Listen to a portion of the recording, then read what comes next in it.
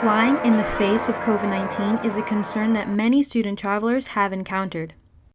Scenes like this from the Huntsville Airport in North Alabama show sure signs of a world still battling a global pandemic. Oakwood University is one of 14 schools that participate in the Adventist Colleges Abroad program. Adventist Colleges Abroad, also known as ACA, provides opportunities to qualified secondary and undergraduate students for study in other countries while completing requirements of their programs at their home colleges. Joseph Dye is one of the many students interested in studying abroad. Despite what you may think, COVID hasn't changed his mind to travel, but rather altered his timeline.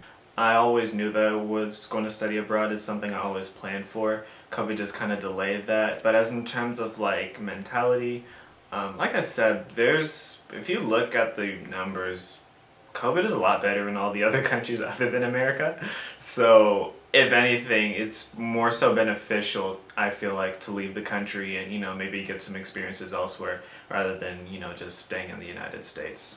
Determined to experience new cultures, Joseph made the conscious choice to postpone his graduation. So I delayed my graduation by a year, and so I'm planning on next spring, this time, next year, I'll be going abroad, probably to either Spain or Italy, next year to study for school. This global pandemic is no match for his passion to see the world. While some students like Joseph are preparing to fly out, others, like Nina Buckner, have already flown back in.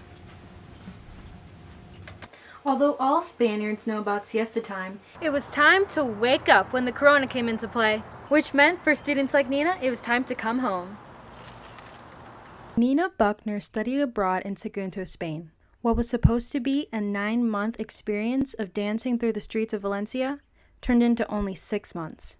Since Nina had just gotten off the high and freedom of traveling, she says she didn't expect much happiness going back to the States and felt uncertain about her next steps.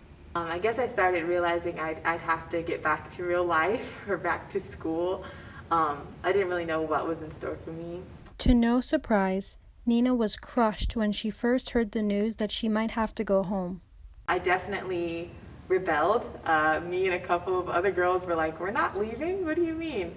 I was honestly still studying while other people were packing, getting ready to leave because I really didn't feel like I had to leave. And we had a couple school assemblies where they would say, "Oh, it's not that bad. We're going to work it out." And successively, each meeting was more downcast, and it was more like, "Okay, guys, you need to get ready to go." According to the National Public Radio website, former President Trump announced a 30-day ban on travel from European countries to the United States in efforts to keep new cases of the virus from spreading. We made a life-saving move with early action on China.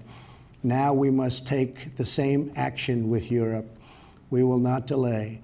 I will never hesitate to take any necessary steps to protect the lives, health, and safety of the American people. Everyone was trying to leave. I was one of the last people to leave, so I was just seeing everyone off, and everyone was trying to avoid the travel ban. And get there to America as soon as possible. And once I got my ticket, I left. On the bright side, Nina was still fortunate enough to travel before tragedy struck. I went to Portugal, also several cities in France, including Baleares, Marseille, and Paris. And I also went to Venice. As you can guess, Nina wasn't the only one to be forced back into America. Fellow Oakwood student David Reed was in the same boat. So basically, when we heard about the pandemic, it was kind of like a, oh yeah, there's that thing going around in China somewhere, and somebody ate a rat or something. I don't know. And we certainly never imagined it would ever come to hit us, or that it would even if it did come to Europe, that it would be an issue. And so we were still planning to do things just as normal. And then what happened was one day. We had kind of been getting news that COVID's getting worse. Things are not going great. And then what happened was it spread really, really quick in Italy. And Italy is like right close to Spain, and there's a lot of travel between Italy and Spain all the time. And so Spain's numbers started going up a whole lot. But this was at the point really early on in the pandemic where people were still like, yeah, you don't need to wear masks, everything's fine. It's just like the flu, it'll be great. So we were not really worried at all. And there wasn't even really talk of the school in Italy shutting down. So we were like, oh yeah, so if they're not shutting down, then we're totally fine.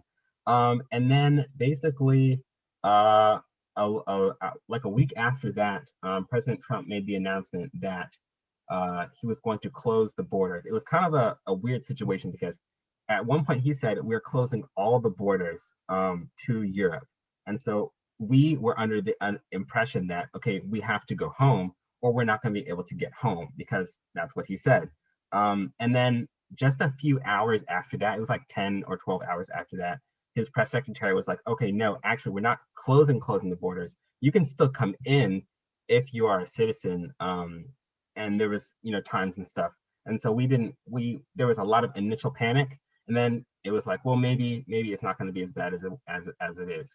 Although David wasn't able to travel everywhere he had hoped, he did visit Prague, Munich, Dublin, and Wicklow.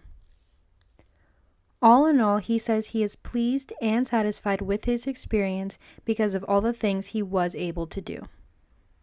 This online poll shows that 78% of students would still study abroad during the corona. That is less than 25% of people who would not. ACA coordinator Dr. Ava Wheeler explains that the corona safety guidelines are similar to what students are experiencing at their home campus. In the classrooms, they're doing social distancing. Everybody's wearing face masks on campus. They have washing stations. And then they have procedures in place in case someone is exposed or someone tests positive for students to be in isolation and then also are in quarantine and then also have access to like their online classes if their symptoms aren't preventing them from learning. Whether in Spain or America, COVID didn't destroy the plans of these students, but rather changed their timeline.